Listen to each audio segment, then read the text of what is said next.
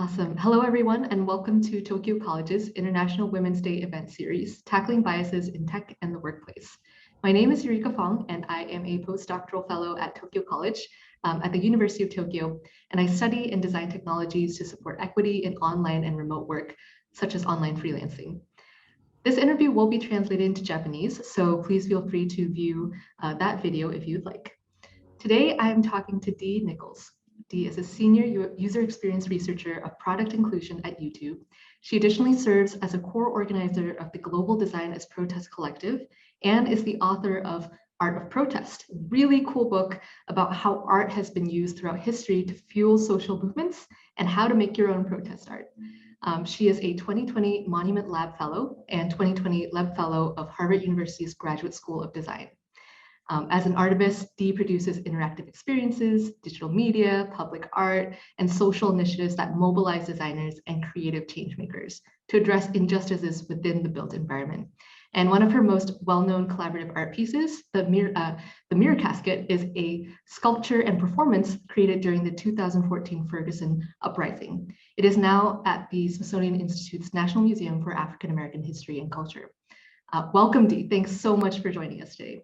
Yeah, thank you so much for having me, Eureka. I really appreciate it. Well, so as you know, this month for International Women's Day, Tokyo College is hosting a series of interviews about advocating for equity in our daily lives, including in the design of everyday technologies and in the workplace. So I know this is kind of a big question to start off with, or maybe not too big, hopefully, but what does equity mean to you?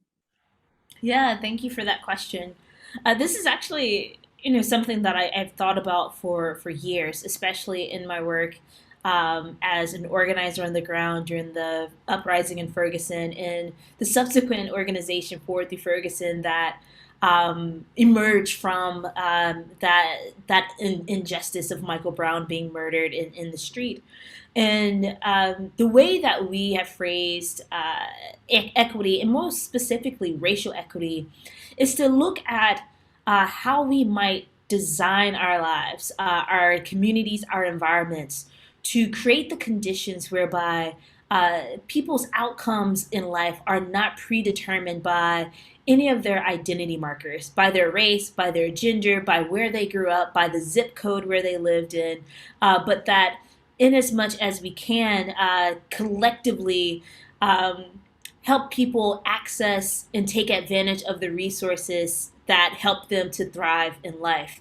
And so a lot of the work that I've led over the years really center on what does equity look like in practice, and how do we apply creative approaches to the ways that we help communities start to organize towards it.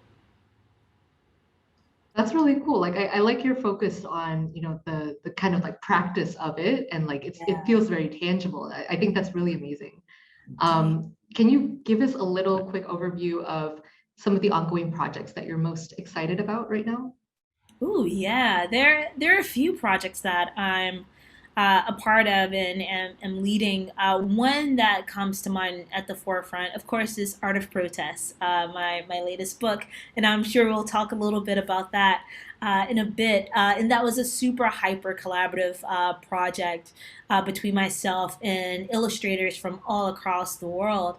In addition to that, right now I'm a part of a team funded by Monument Lab. In 2020, I was a Monument Lab fellow, and they recently funded a museum whereby I sit on the board of directors. It's called the Griot Museum of Black History. And we have a new project called Black Her Story that looks at the contributions of Black women within the city or the region of St. Louis, Missouri, and finds ways to honor them in public space. And this project is largely in response to the fact that when we look at the state of monuments across the American nation, so often those monuments, those public markers, they're in dedication to men. They're in dedication to white men in particular. And in a city like St. Louis, where the city now has its first Black woman mayor, it now has its first Black woman congressperson. This seemed like a ripe time to really start to uplift and amplify the stories and contributions of Black women at a larger scale across the city. And so those two are like big major projects. But in addition to that, I also co-organize Designers Protests, as you mentioned, and our team has an exhibition that is on the rise in just like 2 weeks. So I'm excited about that as well. Oh, that's really cool. I wasn't aware of the Her Story work, Yeah, as aware of the Her Story work, and I think that's like it's really interesting. Like we don't think too much about like we think about equity as something that's like very now, like yeah, what's happening right now, but also it's like how do we represent past events as well? And I think yeah. that's a really fascinating like facet of it. Indeed. But it And sounds like you have a lot of yeah. yeah, and I mean, in addition, like, how do we set forth those visual markers that help Mhm. us understand what matters in our city, in our region, in our space? Mhm. And yes, looking at the past and like the contributions that have emerged from uh, the different struggles that communities have faced, but also the ways in which they have overcome adversity in different struggles, but also setting forth a path for the future of like for every young person, whether they are cisgender women or trans or people at large who don't necessarily see themselves visualized in public space. Perhaps this project for that city is a catalyst in order to really help us think about who do we see reflected in our public spaces, and how do we make that even more equitable just in that one experience. Yeah, no, that's really awesome. Yeah, I like to think about it like I also study like media studies and like we often think about who is represented in the media. Yeah. You know, I'm sure we'll talk a little bit more about that too with your work at YouTube. But yeah, like public space, maybe it's something that we take for granted. It's just there, Yeah, but there's a lot of opportunities there for sure.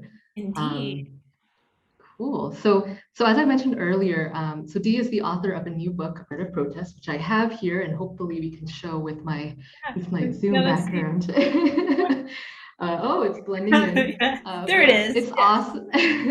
It's awesome. I bought this book. It's very like I love the texture of it, but I love how also it's so practical because there are some tips here about how you can like you know start make your own art, you know, using the Yeah. materials that you have at home.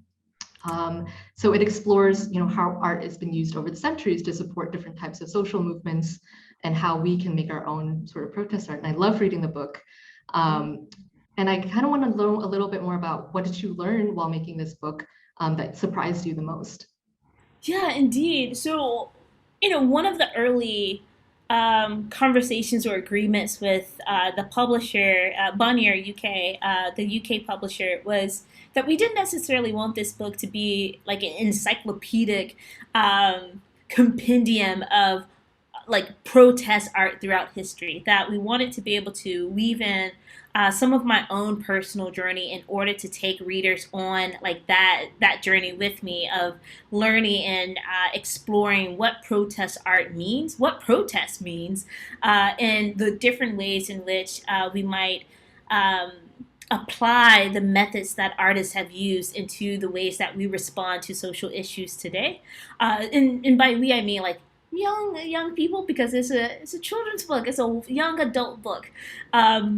But some of the things that surprised me in the process of you know in some ways painting the story with words was realizing just how much of even that history sometimes leaves out the creations of young people themselves, the creations of women, and it becomes a matter of like who controls the narrative about the artifacts and the remaining markers of what has happened across communities.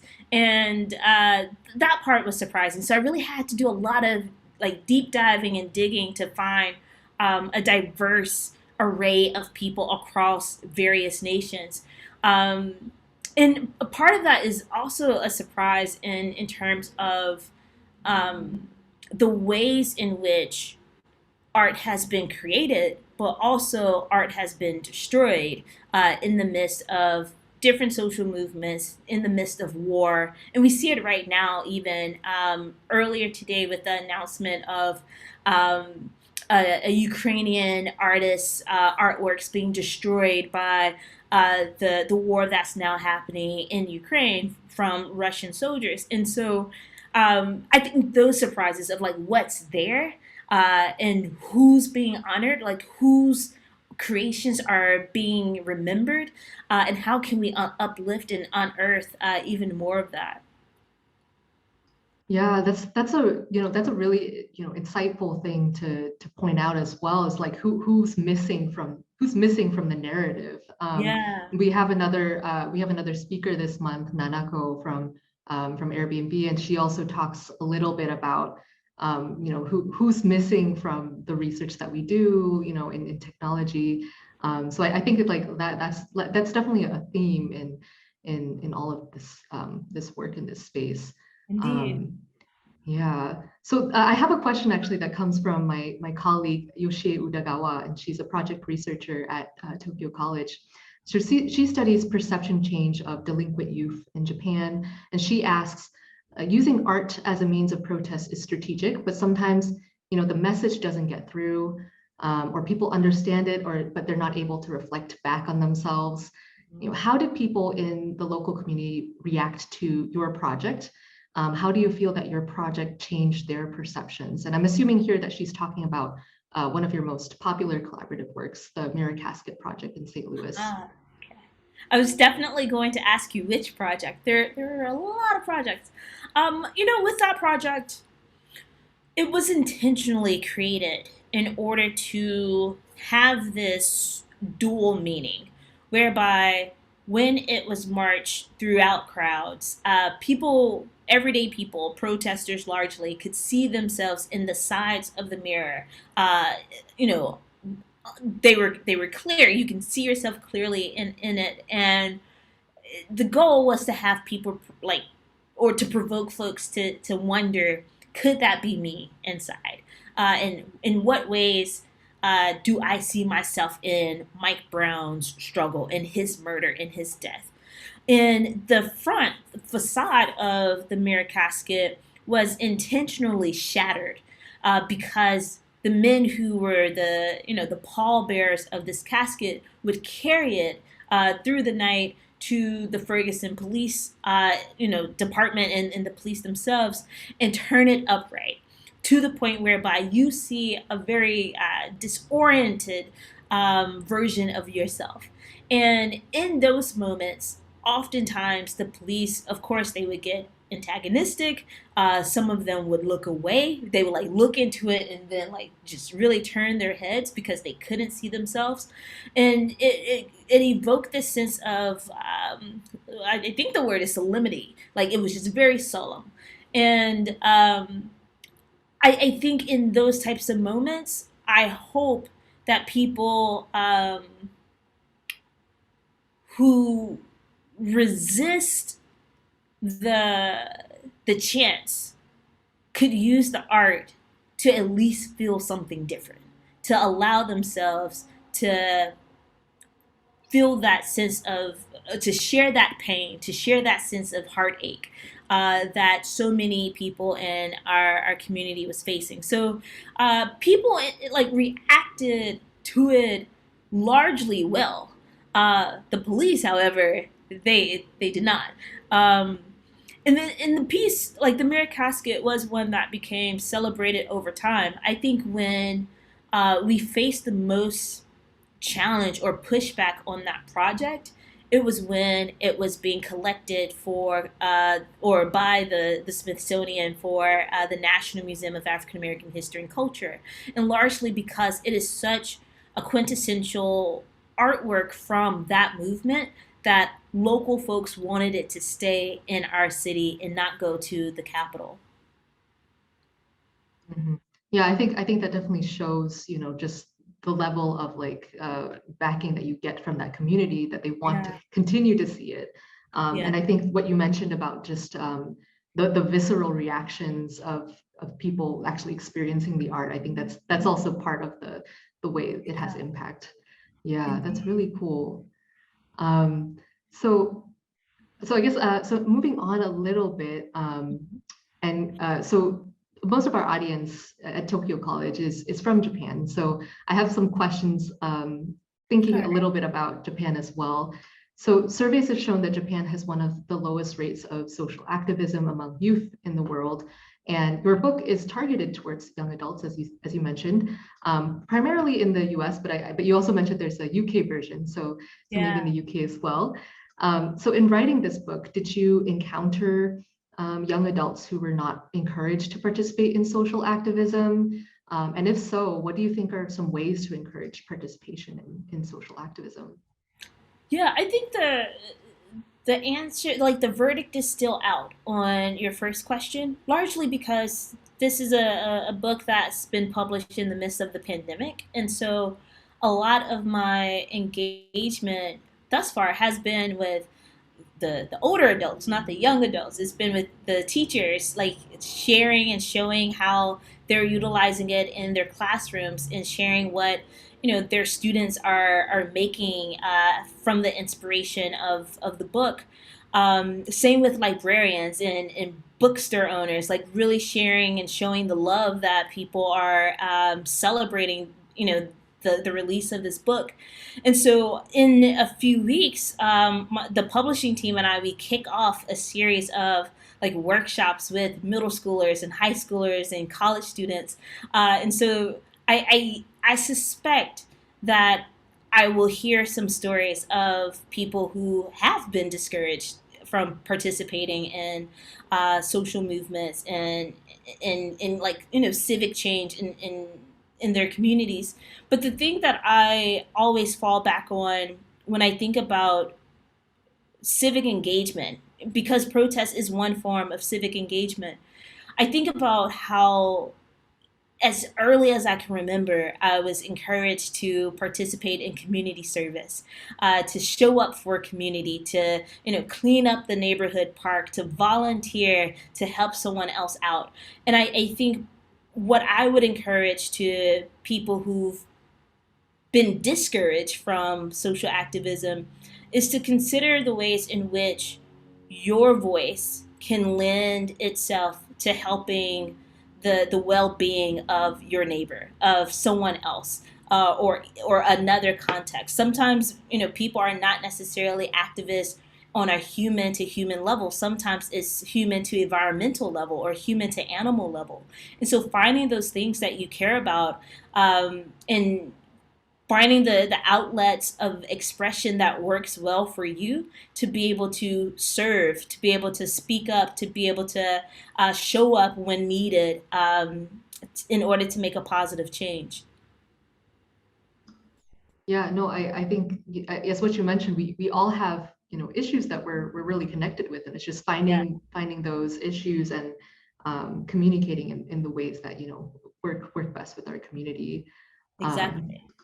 Like it may not be racial justice for the next person. It might be that there's a duck in the pond, in the local pond that needs to be protected. Like be that protector of the local duck, It might be that you notice that there's a block in your neighborhood that has a lot of trash. Being that person who can organize others to help clean up the park. In any of those types of things, they may not necessarily be always categorized as protests, but they are still forms of activism. Mm-hmm. No, thank you for like providing some examples too. Like, yeah. I think every part of that like really counts. Yeah, indeed. Cool. And so you in the book, I was really fascinated to learn just about lots of different types of social movements and all the different types of art and different colors that are used in this art. And it made me think also just a little bit about whether you've worked with or would like to work with activists in other countries. And I'm sure you have already, so I just want to give you this time to kind of talk a little bit about that. If so, who have you worked with, and I guess why? Yeah, in our work with designers protests, I feel like that's where, because we have more of a global footprint, that's whereby we see people from the UK, people from Canada, people from different parts of um, our society just really like finding their voice within our collective and helping us to champion, our 10 design justice demands in their context, in their spaces. I wouldn't say that on a personal scale that it's been like a hyper collaborative relationship for me because I haven't like been in their context. However, in terms of knowledge sharing and thought leadership and strategy around the ways that we organize and show up, I think that has been where the collaboration has existed most.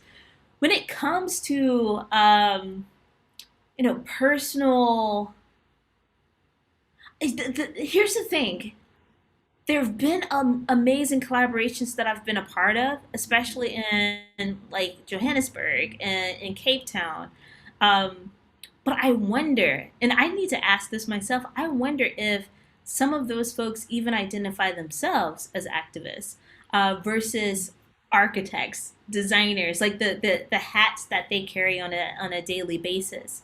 One of my good friends. Her name's Tara. She's actually, well, I engaged with her in the U.S. and then we like took a trip abroad. But she's been working off the coast of Africa and different parts of the Caribbean in order to trace the markings of different slave ships that have been wrecked across the Atlantic. And like that type of work, I want to engage more with. I want, especially with being in a research role at YouTube, like I want to bridge more of my activism with research in the manifestation of really like scalable projects like that, of tracing our histories and being able to unearth new truths about where we've been and where these types of artifacts and findings can take us. Mm-hmm. That's really cool. And like it, yeah, it definitely seems like there's always, lots of work in different parts of the world. And you brought up a good point about, maybe people don't identify as activists outright, but we all do work towards social issues, and in Definitely. some ways that is considered activism. So Indeed. um I know this isn't on our list of questions, but actually I'm just kind of curious because you brought up a previous point about looking for voices that haven't been part of the narrative, like when you were Yeah. writing this book and taking a conscious effort to do that. And I was just wondering if there are any resources that you found that were helpful in doing that, or yeah, if you would just wanted to like mention that for our audience in case you found anything that was helpful for you. Yeah. I mean,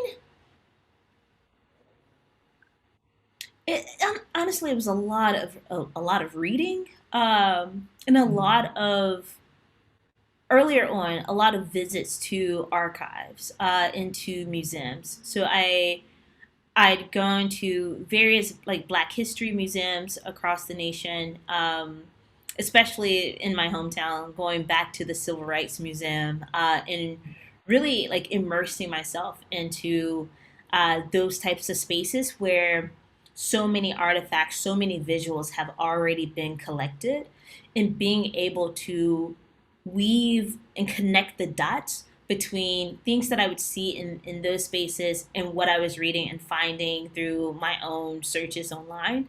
And so, in the midst of that, oftentimes there are so many unheard voices, unspoken, or what is it called, unsung heroes who start to rise to the top. And in the midst of instilling some of that into the book, I actually ended up making it my responsibility to include people who were not already on anyone's radar about protest art. People who have mm, actually worked with, one example being Damon Davis, and all of his work with like the All Hands on Deck project, and looking mm, at photographers from Baltimore who had documented the protests that came out of the killing of Freddie Gray. And so really taking that deep dive across museum spaces, my own contexts in life, and then pairing that with things like various articles, various books that some that I've been featured in, but like that I've read throughout these years. Mm, No, I think that's, that makes a lot of sense, kind of spreading out different types of resources, but also taking it local and, looking back at your own story and seeing Yeah, where you can take inspiration from there. indeed. Cool. I'd like to shift gears once again, Okay. and talk a little bit about your current role at YouTube and some of the equity efforts there that you're leading, um, and making technology more inclusive. So you lead inclusion research at YouTube. Can you tell us more about how that role came to be? Yeah, it stems from Google's priority, especially following the 2020 murder of George Floyd, and taking like doing that gut check to uh, deepen priorities around race and justice and equity and how they show up across platforms. Uh, when these types of injustices and murders happen, oftentimes people turn to platforms like YouTube and Twitter and Facebook in order to get the real time video or views or updates about what's happening on the ground.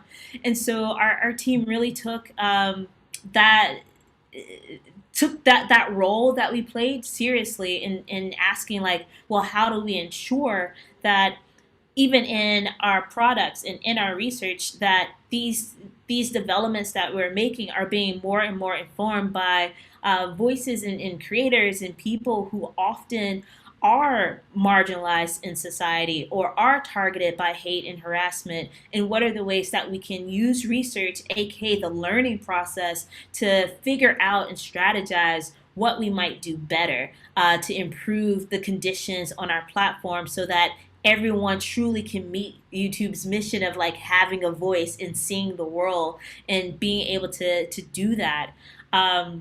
So my role within that is largely to meet creators, to listen to their stories, to learn about why they create, why do they post a video, why is that important to them, and what are the ways in which we can help them navigate a lot of the challenges that might come up in their journey. And so inclusion is not just about like bringing the voices in, but like that listening portion of being able to say, we heard you and here's what we're doing about it.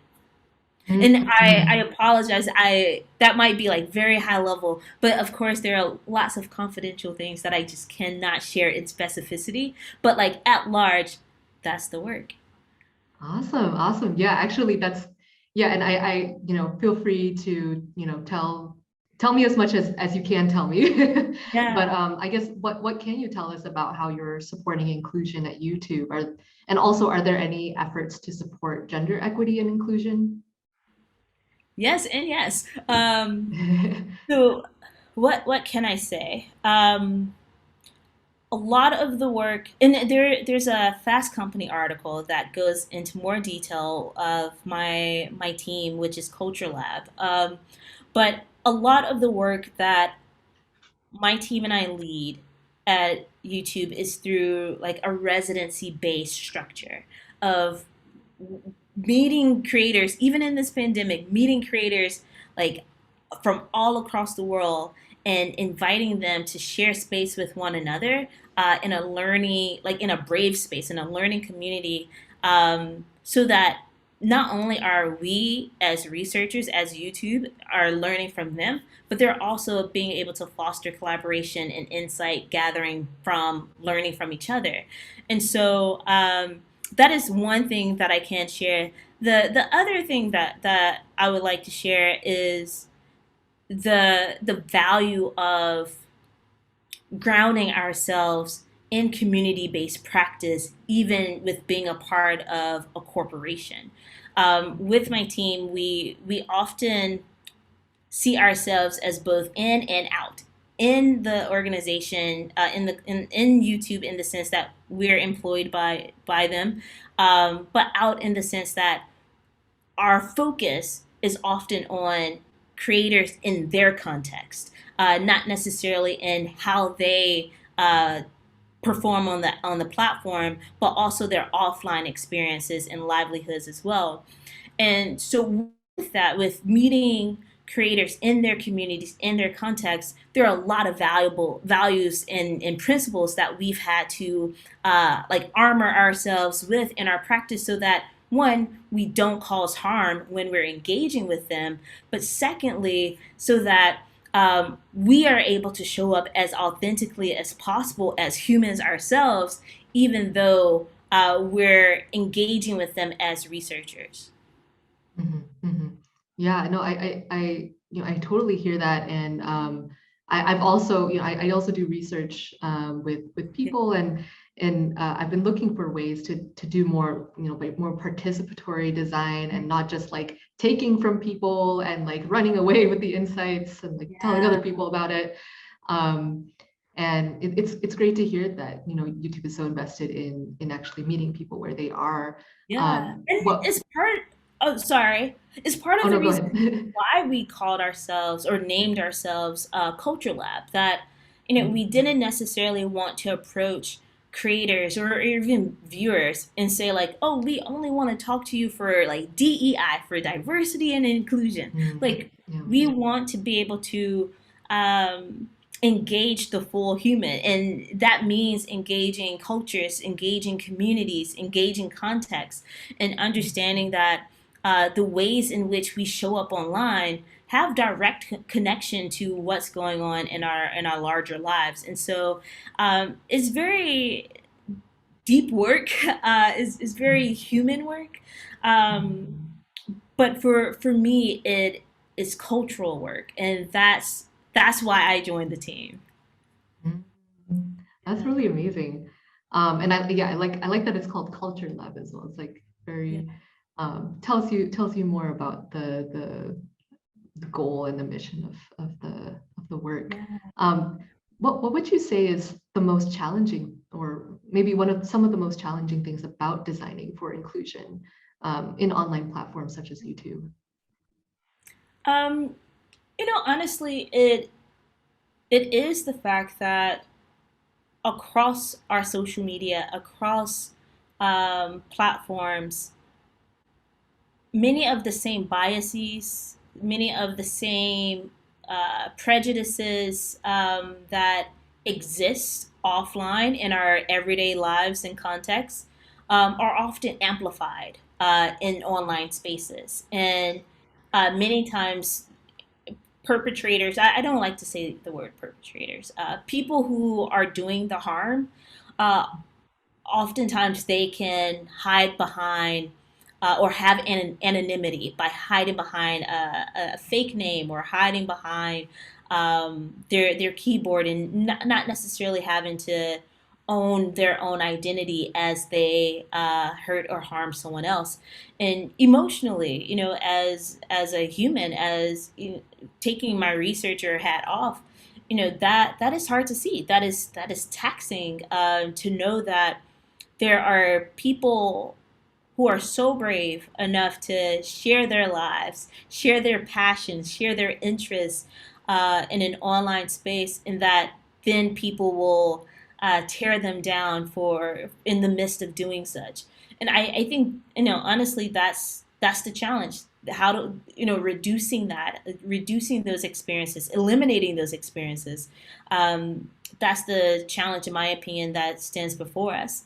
And of course, like at large, there are other elements of like privacy and what do we do with like the upcoming notion of the metaverse and virtual and augmented reality spaces. Like all of these are considerations in like product inclusion, design research, um, and at the heart, like no matter what the topic is, getting back to that space of how do we help people show up authentically, express themselves fully, and not have to necessarily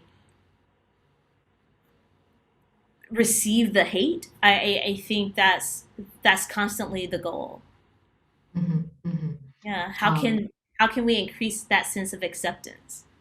mhm, mhm. Yeah, and like as you brought up, like making sure this online space is also a safe space for people Yeah. to raise Brave those space. perspectives.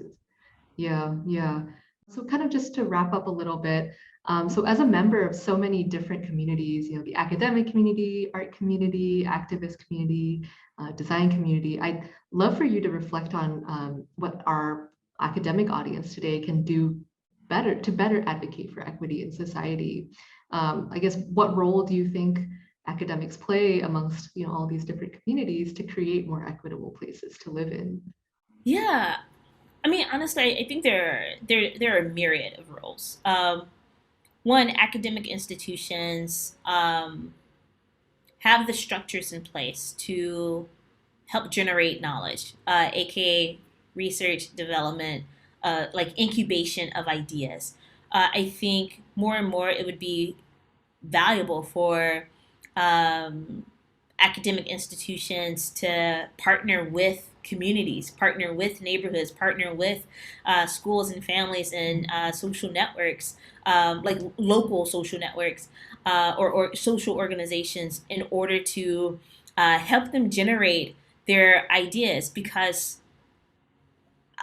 people often assume that uh, those who are suffering haven't thought about ways of getting liberated, like of their own liberation or their own survival.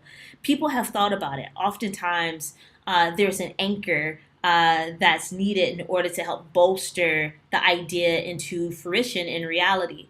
And so I think academic institutions could serve well by being those anchors, being those bridges, and so, yeah, being an anchor, being a bridge, and being an interpreter, being able to help people uh, articulate their needs in a way that helps them get the access to resources that they're seeking. I think those types of partnerships and collaboration between, the ivory tower and the grassroots, could be very valuable to see amplified more and more. Mm, yeah, you really put that well with, people have thought about these solutions Yeah, already, and it's not something new, yeah, but it's how do we work together with these local organizations. And exactly. in your Yeah, and in one of your TED Talks, you also mentioned, unfortunately, that there's always more work to do, and there's always more, as to protest, especially when it comes to racial inequality and police brutality in the U.S. right now, especially. So, what is next for you as an activist, as an artist, and as a researcher and designer? Yeah.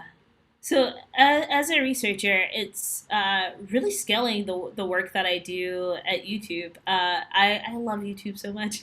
I was a fangirl. I was a YouTube nerd before I joined the team. Um, and in this next iteration of my role there, a lot of the work that I'm engaging in as a researcher is globalizing, and so being able to really look more deeply at the full African diaspora across various nations to better understand how Black creators are experiencing. Or in creating online, as well as understanding the context of their lives. Like, I'm very excited about that work. With Designers Protests, there are a lot of creative ideas that we're currently generating. And so I want to see, I want to help see those come into fruition. And then, of course, with the Griot Museum, like I said, the Black Her Story project launches this summer. And so I am steady, working with our team in order to design and prepare for the public markers that we will be creating. So there's a lot, and of course the book. Like, now that we can start traveling and going outside and seeing each other in person. I'm really excited about organizing and hosting more workshops and book talks and engagements around art of protest.